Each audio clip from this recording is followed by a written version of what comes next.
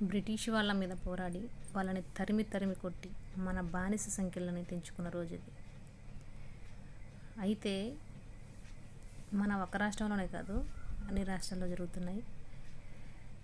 స్వతంత్రం తెచ్చుకొని మనం ఏం సాధిస్తున్నాం? వాళ్ళెవరో మన మీద దాడులు చేస్తున్నారని, మన ఆడపడుచుల మీద అత్యాచారాలు చేస్తున్నారని, ఇంకా హత్యలు చేస్తున్నారని, అనవసరంగా పన్నులు కట్టించుకుంటున్నారని వాళ్ళని తరిమి తరిమి కొట్టాం. బాగుంది.